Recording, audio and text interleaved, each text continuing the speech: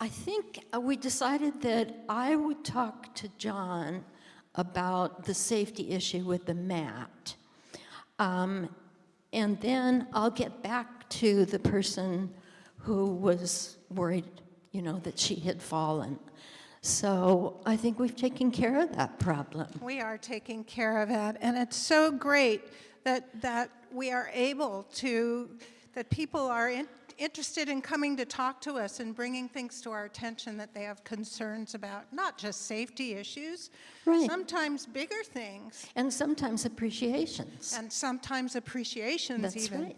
That's right. And for example, when we heard from several people that it was too hard for them, for some of them, to stand around at coffee hour and visit, and it would be much nicer if there were tables and chairs or something. Right?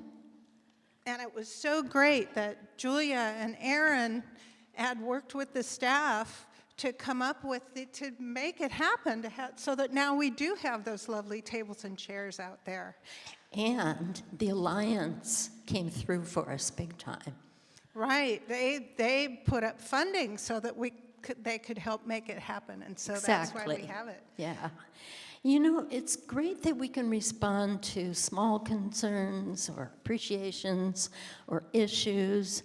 Do you think that folks know that there's an online form that they can fill out? That's a good point. And it's so easy, too. It's even on the ussb.org website. You don't have to go to Realm. It's just go under Community Life and then scroll down and hit Committee on Shared Ministry. And right there's description about it and a form that you can fill out right online, and COSM gets the message. Yeah, that makes it easy. Also, it's really good to hear from members of the congregation about how they appreciate some things or some people that may not have been visible to other members. So we're always glad to pass on appreciations and honor folks who have made things happen for us. For example, we really need to appreciate Donna's and Kathleen and Whitney for all the beautiful greens at Christmas time, and also every week for the beautiful flower arrangements. Yeah, you could.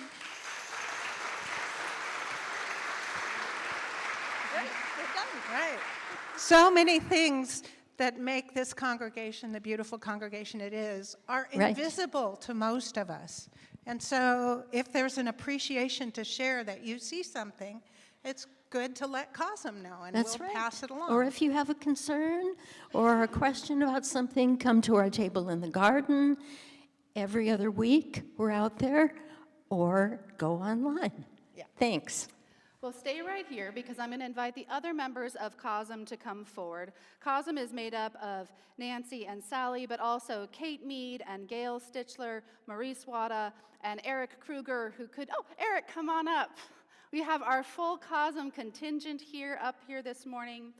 I also wanted to mention that one of the things COSM is responsible for is our covenant of healthy relationships. This is the covenant we drafted in 2022 to help us figure out how do we navigate conflict in community? How do we not avoid those hard conversations but hold them with grace? And so I've invited the members of COSM to, I'm going to go ahead and hold this out for them so they can read it, to read this covenant of healthy relationships. If you need a copy, I have one right here. And we're going to go down the line and read the Covenant of Healthy Relations so you can hear what it is that is the undergirding ethos of how we address and resolve conflict here. And then I'm going to ask you to verbalize your support for this fine group. Healthy relationships, adopted in 2022. Being mindful of how we communicate with and about others, we will listen actively, seek to understand the perspectives of others, attend to the impact of our intentions, words, and actions. When conflicts arise, in order to pursue a peaceful and constructive path to resolution, we will If possible, communicate directly with the person involved. If safety is a concern or if help is needed, consult the Committee on Shared Ministry as a resource to support communication and resolution. Stay engaged with the process of addressing harm, repairing relationships, and establishing a resolution to the conflict.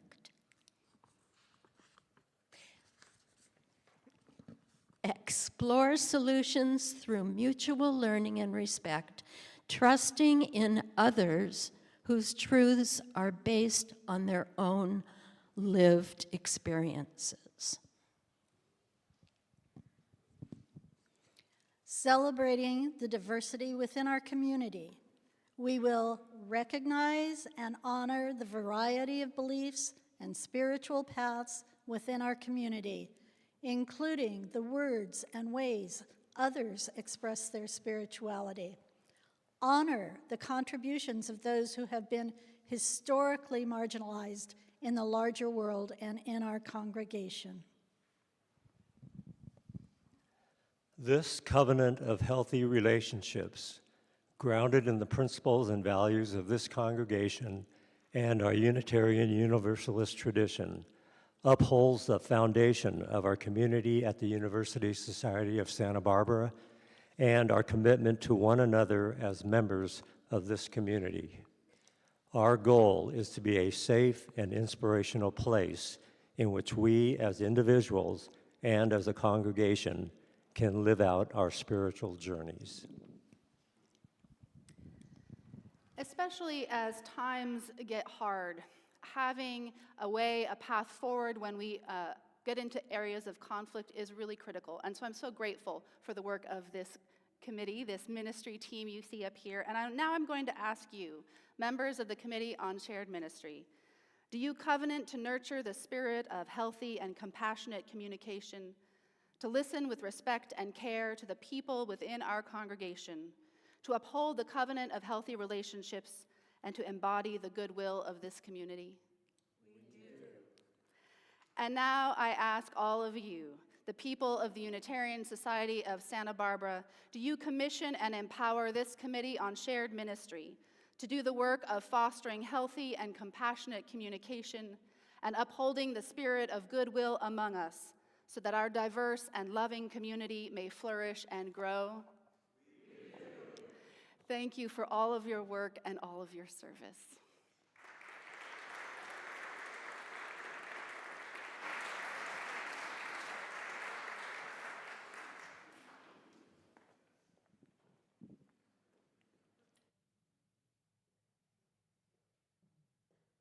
Mentioned that there was going to be a story, and this is the time when we're going to tell that story. So if there's any kids who want to come forward and join me up here for a little bit of a closer look, we're going to have some images there on the screen. So if you want to just maybe sit down here in front. Charlotte is away this morning, so that means I get to tell the story, right? So it's a great, sometimes, when Charlotte goes away, it means that I get to have fun telling stories because I love doing that and getting to know you all. So I'm going to tell you a story. But I was thinking, most stories that I have heard have a beginning, a middle, and an end, right? How many of you have ever written a story? How many of you have ever written a story? And maybe when you're in school, your teacher tells you, well, you have to think about the way the story begins, and then you have to think about all the things that happen in the middle, and then you have to bring it to a nice conclusion. But there's one story that has always fascinated me because it doesn't have a beginning, a middle, and an end. It's a story that just goes around, and it's hard to know where the beginning or end really is. And it's the story of the phoenix bird. How many of you have ever heard of a phoenix before? Anyone want to give a try at telling me what a phoenix might be? What's a phoenix? A mythical animal. Know anything else about it? What do you think, Theo? It has wings. It's a mythical animal that has wings. Yes, what else? It gets born from its ashes. This is getting more and more interesting. What else? Fire comes out of its mouth. In fact, fire consumes its whole body from time to time. It's a mythical bird that catches on fire, burns up, and a new bird emerges from the ashes of the old one. And there is only ever one phoenix at a time. And the old stories say this happens about every 500 years or so. And the word phoenix is actually Greek. It means reddish purple, which is the color of its feathers, beautiful red and gold and purple feathers. And although we use the ancient Greek name for the bird, the story is actually much, much older. It goes all the way back to ancient Egypt, where they called it the Bennu bird, and it looked something like a great heron. And I've got some images. Here's an image from ancient Egypt of the Bennu bird, what they called the phoenix. And then there's another image coming up over there is a mosaic from Syria way back in the 5th century. That was what they thought a phoenix looked like. And then next to it, there's this illuminated manuscript, which is just a very fancy way for saying a picture book, that was painted in 12th century England. And you can see that phoenix in its nest getting ready to burn up. There's another illustration here of a phoenix. That line drawing is from 1583, and then the other one is from 1806 in France. You can see phoenixes have been here for a long time all over the place. In fact, there's one more picture. This is the logo of the Unitarian Universalist congregation in Phoenix, Arizona, right? The town that was named after the Firebird. And you can see that phoenix there rising from the flames of our chalice. So I wanted to tell the story of the phoenix, and it has evolved and been told in many, many ways over the years. Some of you might be familiar with it from Harry Potter. How many of you saw a phoenix in Harry Potter movies? A couple of folks, right? Well, some people said that the phoenix originally lived in Arabia. Some people said that it lived in a hidden paradise that nobody could find. But wherever it was from, it was immortal. It could not die. But that didn't mean that it couldn't grow old. And so the phoenix would grow and age until finally one day it was tired, and it would start to lose some of its beautiful feathers. And when it noticed that it was feeling tired, it would use its very last bit of strength to gather spices from Arabia. Did you have a question, Joy? Or a comment about phoenix? Okay, maybe later.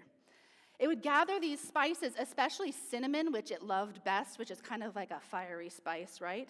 And it would gather fragrant sap from a tree called myrrh. Anybody else remember when we just talked about myrrh not too long ago? On Christmas Eve, it's part of the Christmas story, this fragrant sap that people would burn called myrrh. And it would gather all these spices, and it would fly to the city of Heliopolis, the city of the sun in ancient Egypt where the sun god was worshipped. And it would build a nest way up at the tippy top of a date palm tree. You know those palm trees on Cabrillo Boulevard by the beach? Imagine looking way up to the top of one of those trees and seeing a giant fiery red bird building a huge nest up at the top of them. And when it was finished building its nest, on the very next day, when the sun would rise, it would sing a song. And this song was so beautiful that the sun god himself would stop for just a minute at sunrise to listen to the phoenix's song, and a spark from the sun would ignite the phoenix's nest, and the old phoenix would burn to ashes. And a few days later, after everything had settled, it turned into a new, beautiful phoenix out of those ashes that had burned up. But before it flew away from that nest where it emerged, it would collect all of the ashes from the old fire, and it would add in some of that sticky sap, that myrrh, that resin, and it would make it into an egg shape. And it would fly that egg full of ashes, to the altar of the sun god in Heliopolis to leave it as an offering to say thank you for renewing its life. And then it would fly on about its business for another 500 years or so, and the process would start all over again. And the phoenix reminds me that sometimes what we think of as an ending can also be a beginning, and that we are never too old to find renewal in life. And that's the story of the phoenix.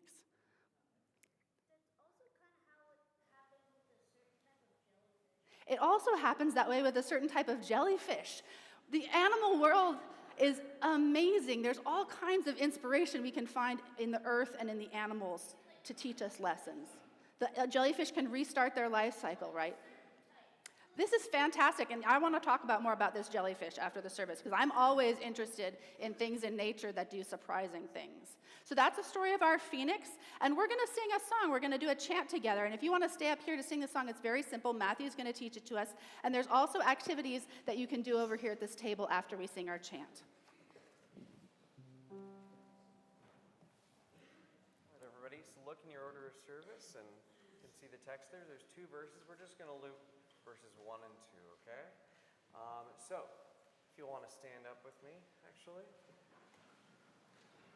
You can kind of move your body a little bit with it. So, just follow me. I'm going to start singing. Just feel free to join in. We can rise with the fire of freedom. Truth is the fire that burns our chains, and we can stop the fire of destruction. Healing is the fire running through our veins, and we will rise with the fire of freedom. Truth is the fire that will burn our chains, and we will stop the fire of destruction. Healing is the fire running through our veins, here we can rise with the fire of freedom. Truth is the fire that burns our chains, and we can stop the fire of destruction. Healing is the fire running through our veins, and we will rise with the fire of freedom. Truth is the fire that will burn our chains, and we will stop the fire of destruction. Healing is the fire running through our veins, and we can rise with the fire of freedom. Truth is the fire that burns our chains, and we will stop the fire of destruction. Healing is the fire running through our veins, and we will rise with the fire of freedom. Truth is the fire that will burn our chains, and we will stop the fire of destruction. Healing is the fire running through our veins, and we can rise with the fire of freedom. Truth is the fire that burns our chains, and we can stop the fire of destruction. Healing is the fire running through our veins, and we will rise with the fire of freedom. Truth is the fire that will burn our chains, and we will stop the fire of destruction. Healing is the fire that will burn our chains. Thank you.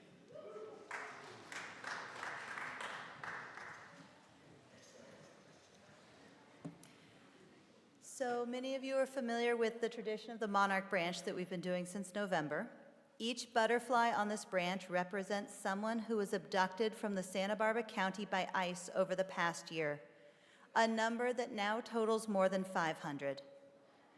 Last week, we honored the over 100 people who were taken from our county in the large-scale action that took place between Christmas and the New Year. So many butterflies were needed that we had to get your help cutting them out. So if you did bring yours back, if you can put them in the basket by the chalice. This week, we add 5 more, and we ring our bell 5 times.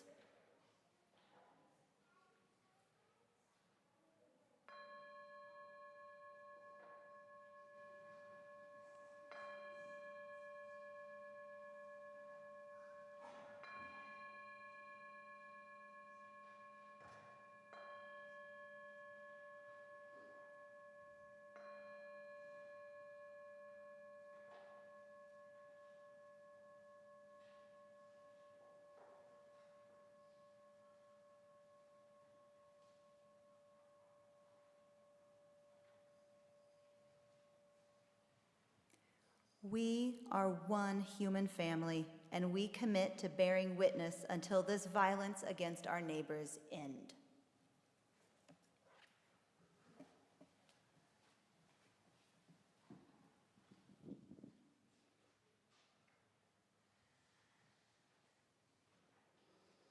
I invite us into a time of prayer and meditation, a time of reflection and deepening. If you would like to go ahead and take another breath, settle yourself again wherever you are, Attend to how your body is held in space. You can soften your gaze, hold your hands open on your lap. However it is, you become more fully aware of the presence of your breathing, of your living in this community of other beings. As we bear witness to those who are taken from us by ICE, we also hold in our hearts those who are defending and protecting our communities, fighting for safety and peace in a volatile moment. Most especially this morning, Renee Good, whose courage and kindness will not soon be forgotten. We hold in our hearts Renee's wife and family and wider community, hoping that they are held in deep love and care during this time. And we know that Renee was not the first person to lose her life at the hands of ICE officers. And so we extend our loving care to all those who have been harmed by this violence. And we extend our prayers for safety to those working for peace and justice in their communities around the world, in Venezuela and Syria, in Iran and Israel and Gaza and Greenland and beyond. We know that people of courage and compassion can be found everywhere. It is our duty to notice this, to lift it up, and to let it inspire an answering flame of courage and compassion from within our own souls. May their lights continue to shine among us. May it be so. Blessed be, and amen.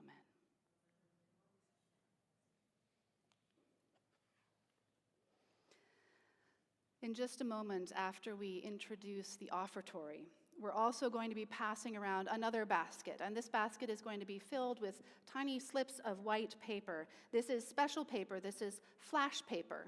It's often used by magicians for that special effect of flame in their hands. It's designed to burn quickly and cleanly right in midair. So during the offertory, you're invited to think of something that you would like to let go of from this past year, a chance to symbolically release things from your life or from our shared life, a chance to clear some space, invite a fresh perspective, or perhaps just a little catharsis, which we need from time to time. Perhaps this is an emotion you want to release or an intention you want to set. Get as specific or as ambitious as you want to. And then write a word or a phrase which represents this intention on that piece of paper. Or you don't even have to write anything down. You can just allow the paper to represent what you have named in your heart. And then a little later on in the service, we're going to invite you to come forward and burn your paper in the burning bowls here up front. And if you're joining us at home, you can write something on a slip of paper where you are and find a safe way to burn it after the service, or dissolve it in a bowl of water and let the words melt away. And so take a moment, think about what you're going to set for this new year, and in just a moment after the offertory, the slips of paper will be passed around. Now make sure they're very, very thin, so make sure you just take one and not accidentally a stack of them. Although sometimes we might need a stack of them this year.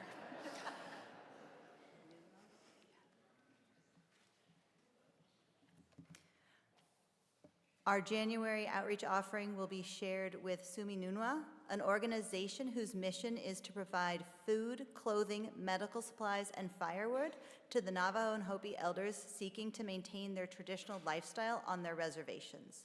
Sumi Nunwa is a Hopi phrase meaning to come together to help and benefit one another with no expectation of reward.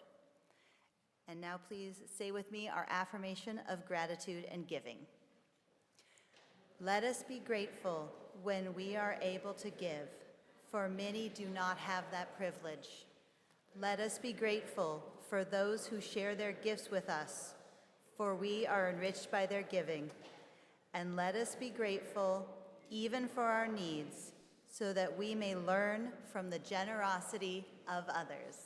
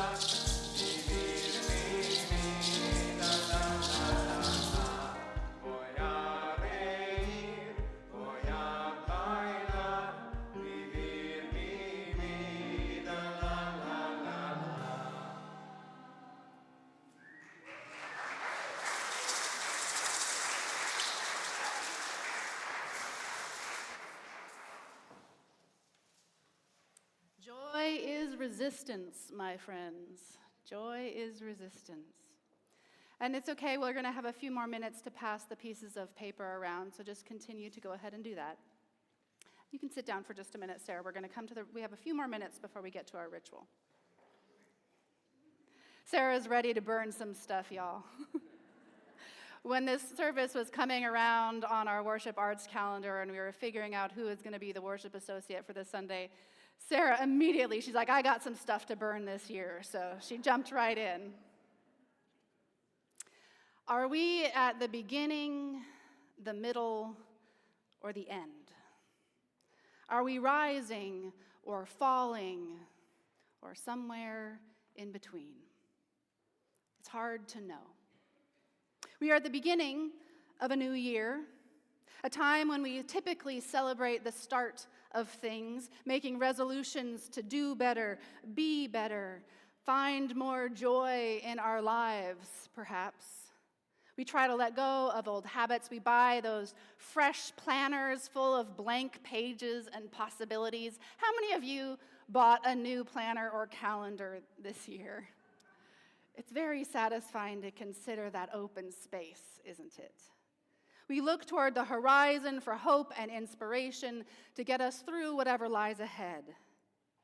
But in many ways, it feels like 2025 has just kind of rolled on into 2026 this year, doesn't it? Carrying with it the same fears and frustrations, the same violent administration, the same personal struggles and public conversations. We are in the middle of big changes in our world, uncertain about how it is all going to play out, feeling like there is still time to turn things around, but not always sure exactly how it is we're going to do it. How is this story going to end? I don't know.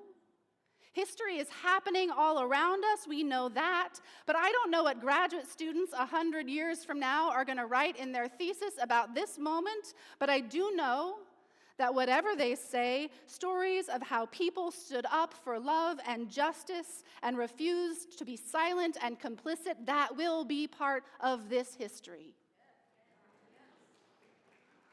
That's worthy of applause. Sure, go ahead. And in the midst of this, in the midst of history, in the middle, life still happens. We go to work, we go to school, we go grocery shopping, we fall in love, we fall out of love, we get sick, we get sober, we get a new job, we retire from an old one, we struggle to find healing, we struggle to find housing here in Santa Barbara, we make new friends, we grieve the cherished friends who leave us. Life happens in the middle of stories all the time. And what if we are at the end of something? Some mornings I wake up and it feels like everything is being dismantled all around us. Every new day, something else being taken apart. Old systems no longer working the way they did, for better or for worse. Perhaps it is the great turning, as Joanna Macy called it, when we learn hard lessons as things tumble around us, even as it clears space to build new and more compassionate ways of living on this earth.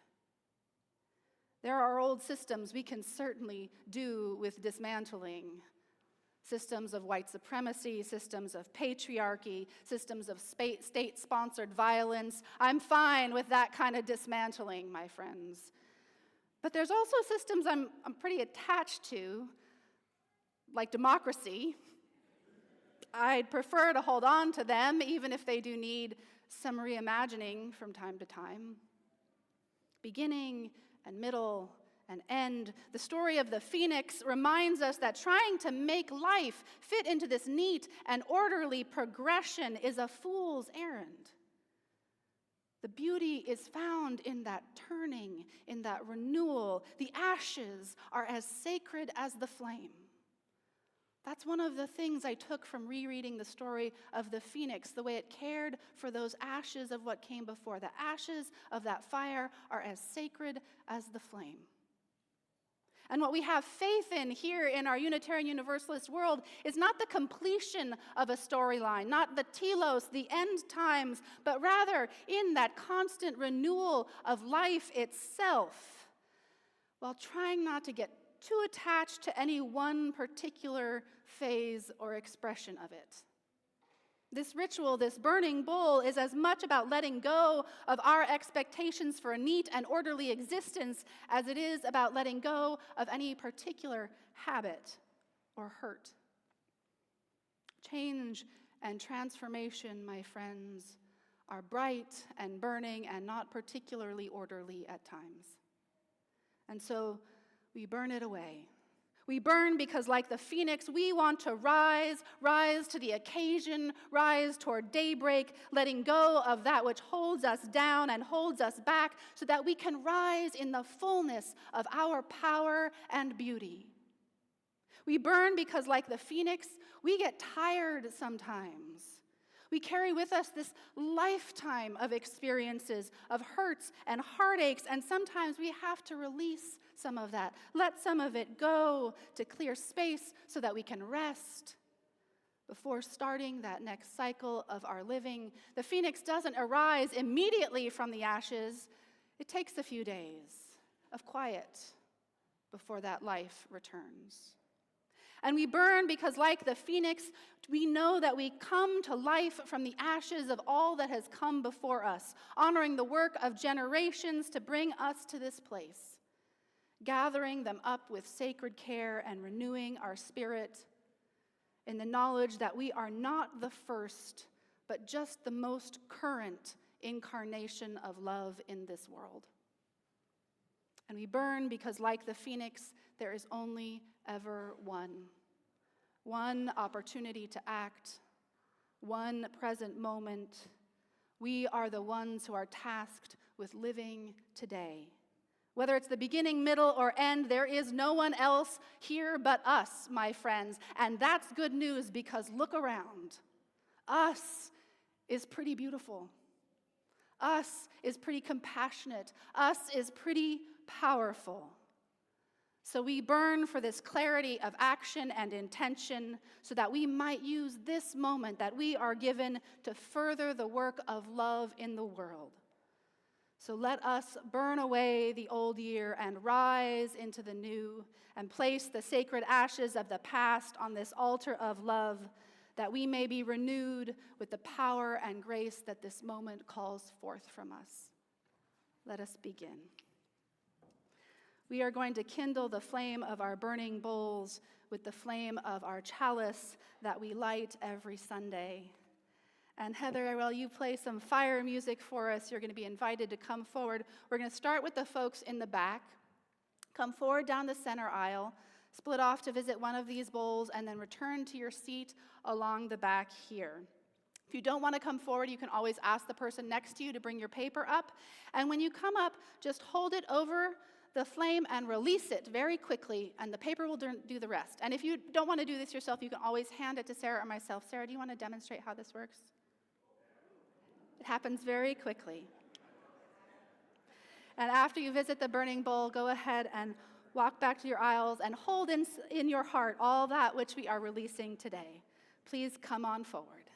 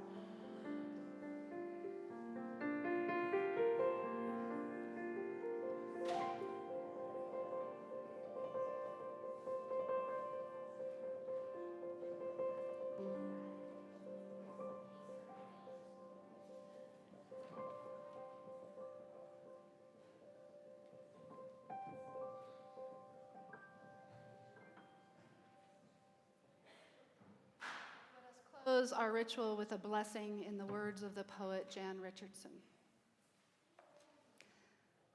I do not know how to keep it all together, or by what patterns this world might finally hold. What I know is that our hearts are bigger than this sky that wheels above us, and what shines through all this darkness shines through us, setting every shattered thing into a new constellation. And we can turn our faces to that light, to the grace of those stars that turn in us. May love fill the spaces that we have created among us today. Blessed be, may it be so, and amen. Well done, everyone. If you were up in the balcony and you did not have an opportunity to come forward, please feel free to come forward at the end of the service if there's something that you would like to burn. And let us sing together one more time, Blessed Spirit of My Life, number 86. Please rise in body and spirit.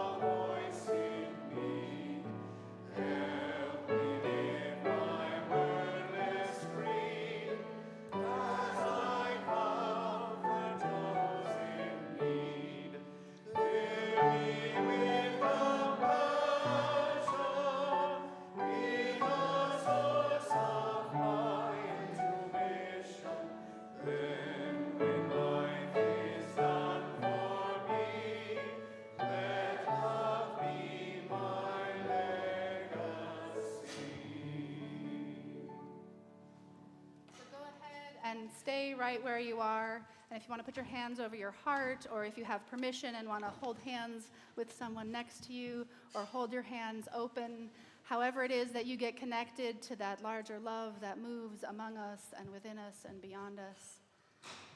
And as you go out into this beautiful and heartbreaking world, may the light of love shine upon you, out from within you, be gracious unto you, and bring you peace.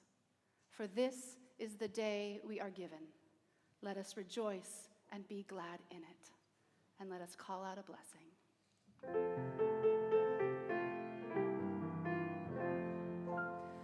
Call out a blessing, call out a blessing, call out a blessing, call out, call out a blessing, call out a blessing, call out a blessing,